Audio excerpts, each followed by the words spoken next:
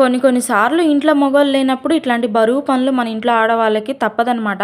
కొన్ని సార్లు మోయాల్సి వచ్చింది. అయినా నేను ఉన్న వెయిట్ కి ఈ వెయిట్ మోయటం నాకు ఒక లెక్క అయితే కాదు. ఎందుకంటే అప్పుడప్పుడు బరువు మోస్తానే ఉంటాను. ఇంకా అలా నాకు బరువు మోయటం అలవాటు అయిపోయింది. అసలు ఏమైందంటే ఇంట్లో బియ్యం అయిపోయి 3 రోజులు అవుతుంది అనమాట. 3 రోజుల నుంచి బియ్యం ఆయన వస్తానని ఈ రోజు వచ్చాడు. అది కూడా వచ్చి ఇంటి బయట వేసి వెళ్ళాడు అనమాట బియ్యం మూట. టయానికి ఇంకా మా ఆయన అయితే ఇంట్లో లేదు. ఎలాగలా బయట ఉన్న బియ్యం మూటని ఇంట్లో పంచదాకా తెచ్చాను. పంచలో నుంచి ఇంక ఇంట్లోకి అయితే తెచ్చాను వంటగదిలోకి. ఎందుకంటే నేను చిన్నపిల్లప్పుడు ఎక్కువగా బిందెలతో నీళ్లు కొట్టుకెళ్తూ ఉండేదాన్ని అనమాట బోరింగ్ కాడ. ఇంకా అలా నాకు బరువు మోయటం అలవాటు. నాకైతే ఏదన్నా బరువు మోసినప్పుడు గానీ లేకపోతే ఇంట్లో ఏమన్నా ఎక్కువగా పని చేసినప్పుడు గానీ ఖచ్చితంగా టీ పడాలి. ఇంట్లో పని అయితే ఇప్పుడే మొత్తం అయిపోయింది అనమాట. ఇంకా పిల్లల్ని స్కూల్కి కూడా పంపించేసాను రెడీ చేసి. ఇప్పుడే ఫ్రిడ్జ్ లో కొంచెం పాలు ఉంటే ఇంకా నా ఒటికైతే ఒక కప్పు టీ అయితే పెట్టుకొని ప్రశాంతంగా కూర్చొని ఇంట్లో తాగేస్తున్నా. ఇంట్లో పొద్దున్నే పని చేయటం అయితే పూర్తిగా అయిపోయింది కానీ ఇంకా మధ్యాహ్నం వంట చేసే టైం అయితే అవుతుంది అనమాట. ఏంటి ఉదయం లేచిన కాడి నుంచి ఇంట్లో పని నుంచి వంట కాడి నుంచి మొత్తం రోజు అనేది తెలియకుండా దాని అంతటికి అదే గడిచిపోతుంటుంది.